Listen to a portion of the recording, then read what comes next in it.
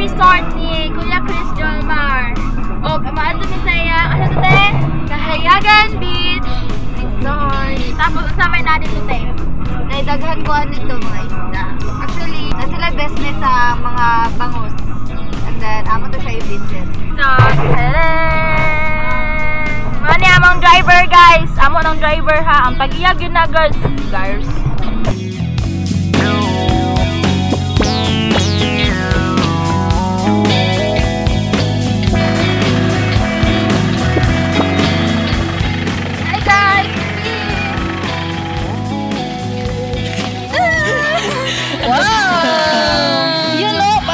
Ano ta? Sketch ta! Turun! Da! Nay!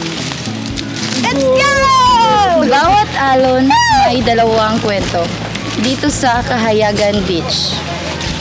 Ang dagat ang aming paaralan, palengke at tahanan.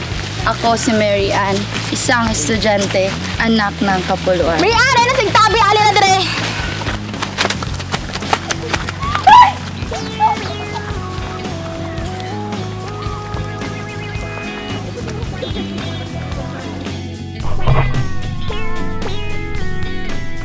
Sa ang pulo-pulo, magkakaugnay ang ating buhay sa dagat. Pero kapag nasobrahan ang pangingisda at napabayaan ang bahura, di panatag ang buka.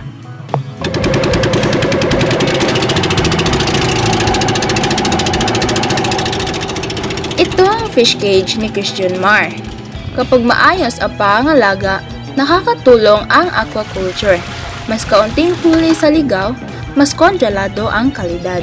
So natakaroon sa biscuits naman na si Uncle ako no? Bantay diri ha. So Uncle, sa ka importante ang dagat para sa inyo karon.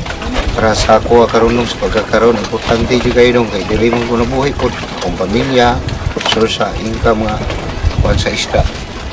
Nga maningkamot jud kung sa mahimo. Ang pag-alaga sa isda ko lisod ba?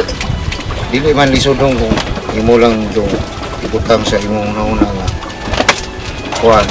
Kumunti lang ka o ka ng change net para maiwasan ang patay sa isda. Susi sa net.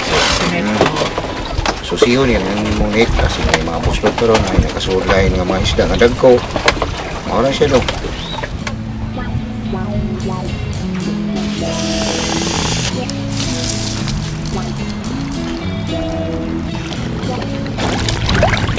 Tahimik sa ibabaw, mas tahimik sa ilalim. Parang lungsod ang bahura, bawat bituing-bituing pulip buhay. Dito sumisilong ang munting isda.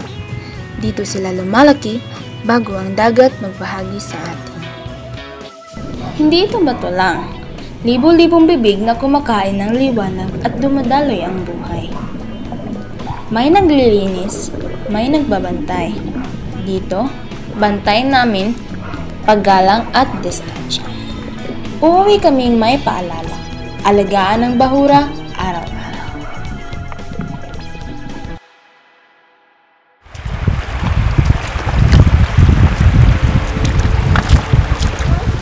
Ito ang dagat na nag-uugnay sa atin.